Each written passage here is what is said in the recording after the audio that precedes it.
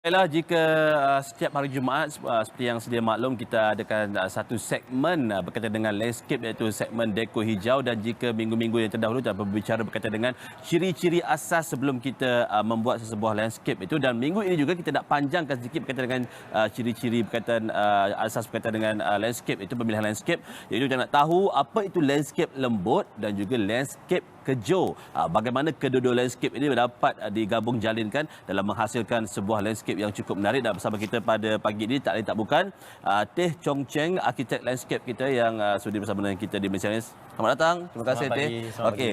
Jadi Teh, kalau kita tengok hari ini kita nak berbicara berkaitan dengan landscape lembut dan juga landscape kejo. Dua ciri yang perlu ada dalam asas untuk kita nak membuat sesebuah landscape tu. Dapat ceritakan sikit kepada penonton-penonton kita. Selamat pagi. Sebenarnya dalam asas reka bentuk landscape, kita kena faham ciri-ciri dalam reka bentuk landscape. Okey. Dan hari ini kita akan cerita sedikit tentang landscape kejo. Elemen landscape kejo dan elemen landscape lembut. Okey. Dalam landscape kejo, contohnya di sini, Okey. kawasan ini. Kalau kita dapat bawa abang kamera kita ni sikit. Di sini kita ada banyak pelbagai jenis landscape kejo. Aha. Sebagai contoh, landscape kejo sebenarnya biar saya terang sikitlah. Okey. Landscape kejo merupakan benda yang statik. Aha. Mana kata mungkin diperbuat daripada simen atau ukiran batu dan kayu, ukiran kayu dan sebagainya. Macam kolam kita di belakang ni lah. So, jadi contoh kolam merupakan landscape kejo. Salah satu elemen landscape kejo. Okey. Dan water fountain. Tidak dapat dialihkan semudah. Itu maksudnya. Ya, okey. betul. Ya, Alright. betul. Lepas tu contohnya ini pelantar simen. Aha. Merupakan salah satu elemen landscape juga. Okey. Dan ini merupakan landscape kejo juga.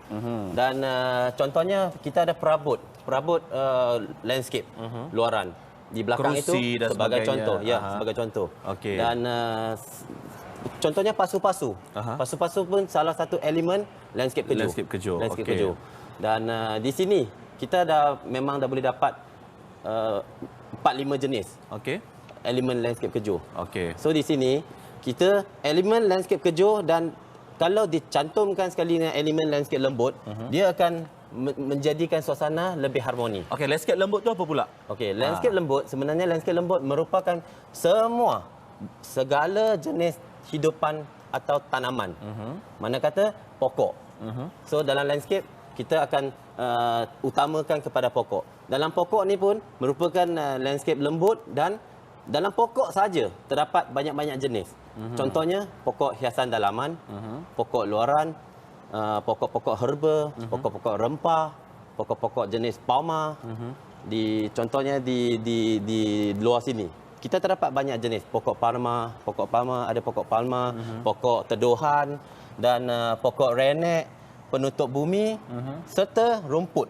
Okey. Rumput. So bila mana kita nak melakukan ataupun nak buat landscape di rumah tu, bagaimana nak dipastikan bahawa gabung jalin antara landscape kejo dan juga landscape lembut ini balance, ataupun mana yang perlu lebih ataupun mana yang perlu kurang, kalau dapat dikongsikan Teh. Sebenarnya dalam sesuatu reka bentuk ini terpulang kepada pereka bentuknya tersendiri, Okey. dan Kemahuan, cita rasa. cita rasa, kemahuan tuan rumah atau pemilik premis. Okey. Kita boleh dalam reka bentuk yang merupakan benda yang hidup. Kita cakap hidup. Kombinasi boleh lebih kepada landscape kejo, dan kombinasi boleh lebih kepada landscape lembut, dan sebaliknya kombinasi boleh combine sekali. Mana kata balance. We balance up the design. Mana kata kalau sesetengah contohnya di premis pejabat, mungkin pemilik hendak merendahkan kos penyelenggaraan. Aha. So dia orang boleh minta Landscape kejo lah. kurangkan landscape kejo. Okey. Sebab landscape kejo kan dia Maintenance ada dia tu. tanah, kita kena siram. It's something like kita punya rambut lah. Kita kena sikat, kita kena potong. Dia akan membesar. Dan landscape kejo merupakan macam saya terangkan tadi, dia statik. Dia statik.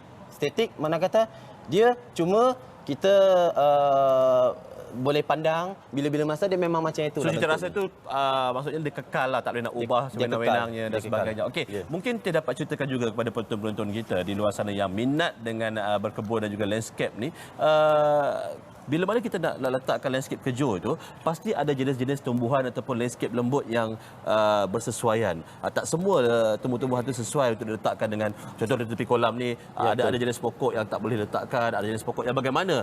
Kita ambil contoh di kolam di belakang kita ni lah kan. Adakah pokok palm sebegini sesuai diletakkan bersama dengan landscape kejo itu, ataupun dia akan mengurangkan sedikit? Ya, itu memang betul. Itu memang betul dan perlu ditengok keadaan situasi di sekelilingnya. Contohnya di sini. Sini mungkin kurang cahaya matahari. Okey. Jadi pokok yang kita pilih ini merupakan salah satu jenis pokok hiasan dalaman.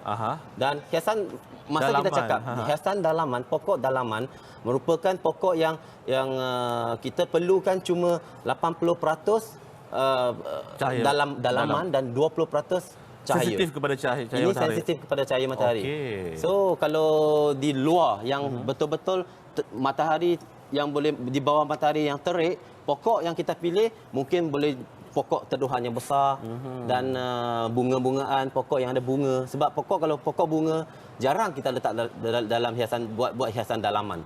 Sebab pokok bunga memerlukan cahaya matahari yang mencukup, memang cukup.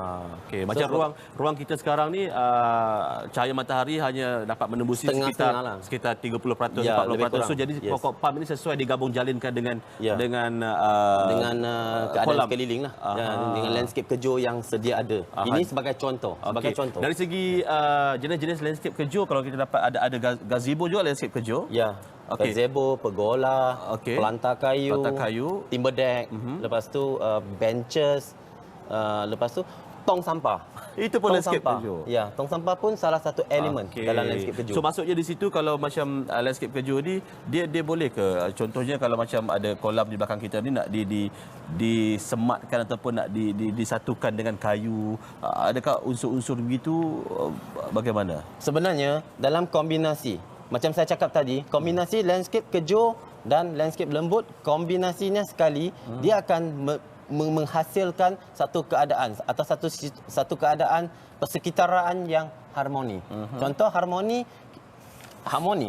mana kata pemilih dari segi itu, sebab kita kena faham jenis-jenis tanaman, jenis-jenis pokok yang kita nak pilih untuk reka bentuk kita. Macam contoh pokok bunga yang ada bunga yang berwarna-warni. Lepas tu sesetengah pokok memang pokok daun hijau, ada yang pokok daun batik-batik. So inilah semua dia akan match dengan keadaan landscape kejo di sekeliling. Okey. Itu penting. Okey, mungkin bagi mereka yang berduduk di sekitar kawasan perumahan yang rumahnya itu untuk buat landscape itu agak terhad. Jadi apa yang perlu dilebihkan bagi pandangan Teh, sama ada landscape kejo ataupun lebihkan landscape lembut bagi ruang yang agak terhad? Contoh kalau kita sembang pasal ruang yang terhad, mungkin dalam rumah-rumah, ruang yang kecil dalam kondominium atau apartmen. Bagi saya, pendapat saya, kita perlu lebihkan kepada landscape kejo. Landscape kejo. Sebab kita perlukan ruang, space. Kalau pokok contohnya sebegini, dia akan dia akan makan tempat, dia akan makan ruang. Jadi pergerakan tempat untuk kita gerak, dia akan jadi sempit. So kalau kita cuma lebihkan kepada elemen landscape kejo, dia akan nampak luas. Cuma di bucunya kita letak satu pokok. Pokok itu untuk lembutkan suasana di sekeliling.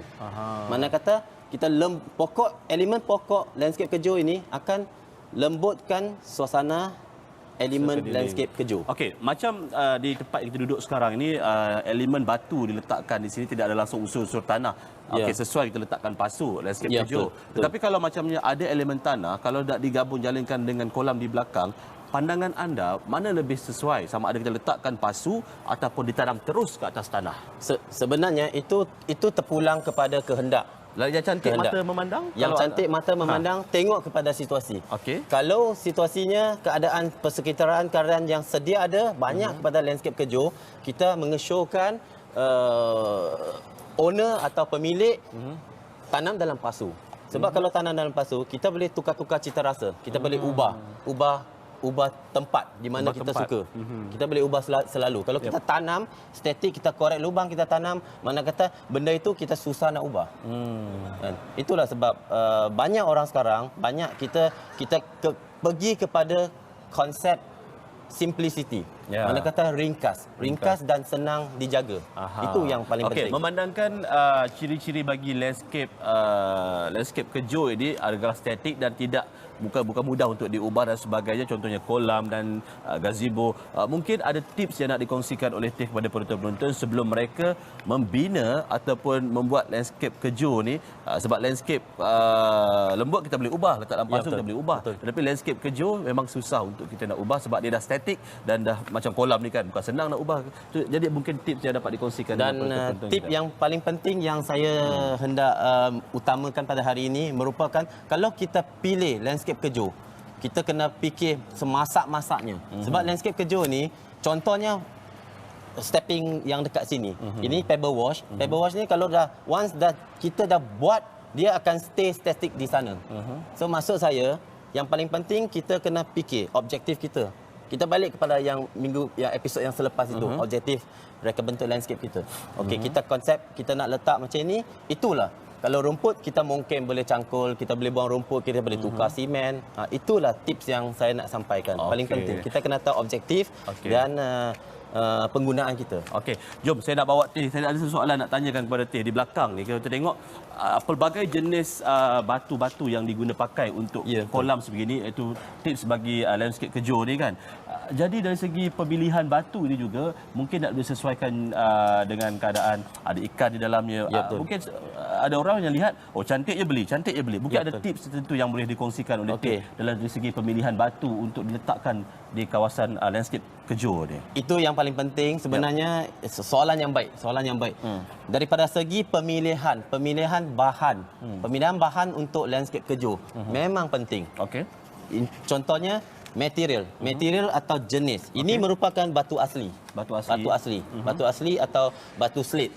Jadi ini contohnya motif. Motif ini merupakan motif yang diukir daripada batu asli juga.